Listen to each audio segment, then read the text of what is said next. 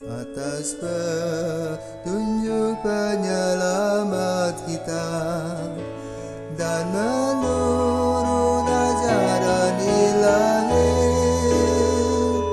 maka beranilah kita bernyanyi. Bapa kami yang ada di surga, dimuliakanlah namamu. Saudara-saudari terkasih, selamat pagi. Salam jumpa lagi dalam Sabda Siap Saji 23 September 2021, di mana kita memperingati Santo Padre Pio dari Pietrelcina, Italia, seorang imam yang mengalami stigmata. Marilah kita berdoa dalam nama Bapa dan Putra dan Roh Kudus. Amin. Ya Allah, Engkaulah cahaya orang beriman dan gembala umat manusia.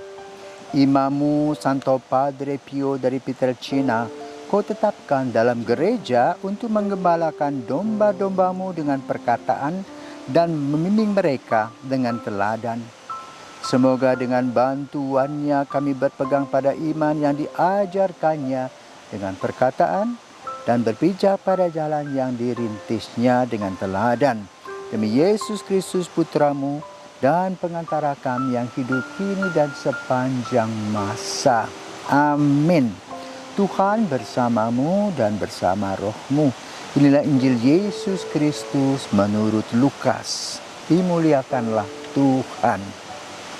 Lukas bab 9 ayat 7 sampai dengan 9. Ketika Herodes, raja wilayah Galilea, mendengar segala sesuatu yang terjadi, ia merasa cemas sebab ada orang yang mengatakan bahwa Yohanes telah bangkit di antara orang mati.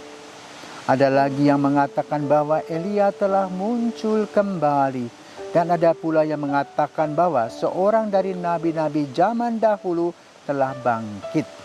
Tetapi Herodes berkata, Yohanes kan telah kupenggal kepalanya.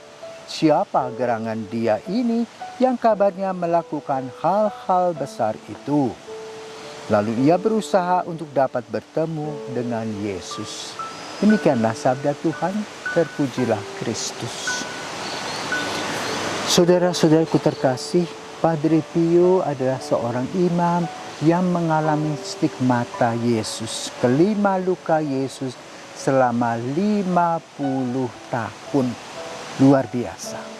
Dia adalah seorang imam Kapusin. Bagaimana dia mengalami hal itu? Ini merupakan hadiah yang Yesus berikan kepadanya.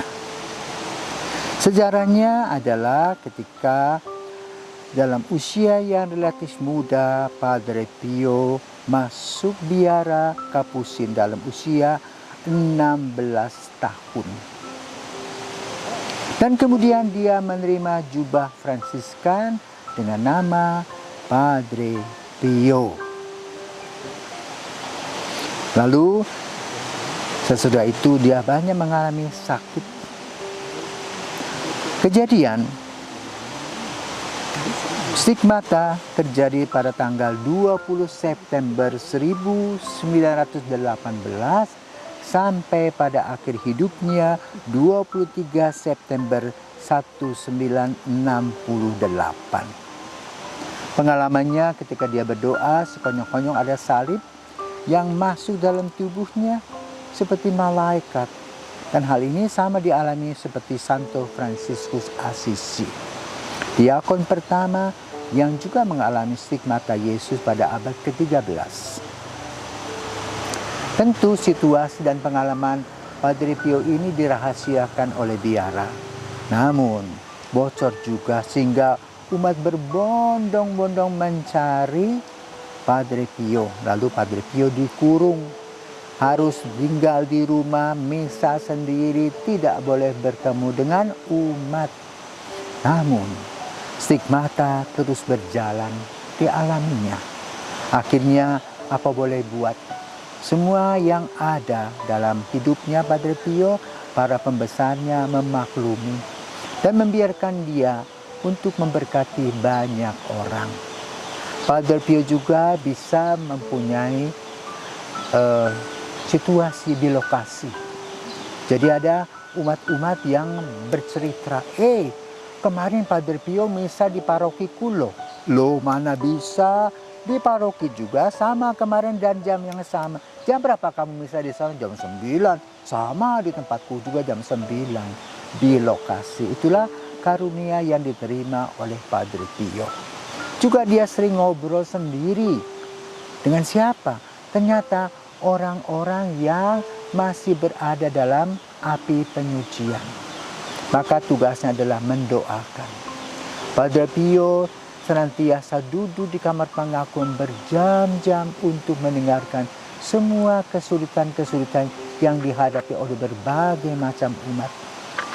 Maka hidupnya penuh dengan berkat Tuhan. Sebagai seorang yang berkaul kemiskinan, Padre Pio melaksanakan tugas-tugasnya dengan senyum. Walaupun sakit, stigmata, kelima luka Yesus menyertai hidupnya. Maka pada hari ini kita mendengar tentang Injil. Ketika Yohanes Pembaptis sudah dipenggal kepalanya, datanglah Yesus. Dan orang mulai bertanya, rupa-rupanya Yohanes Pemandi ini hidup kembali. Ternyata bukan dia, melainkan Yesus. Yesus datang kepada Padre Pio memberikan hadiah stigmata. Semoga kita pun juga mendapatkan hadiah-hadiah yang terindah sesuai dengan kehendak Yesus. Maka mari kita menikmati kasih setia dan cinta Yesus yang penuh dengan kerahiman dalam kehidupan nyata sehari-hari. Dan kita berdoa kepada Padre Pio agar kami atau kita yang sedang mengalami kesulitan-kesulitan ini diberikan jalan keluar melalui semangat dan roh ketabahan, ketekunan, kesabaran, dan syukur kepada Dia yang telah memberikan kepada kita hidup terutama pada masa COVID ini. Selamat pagi, sampai jumpa, dan Tuhan memberkati.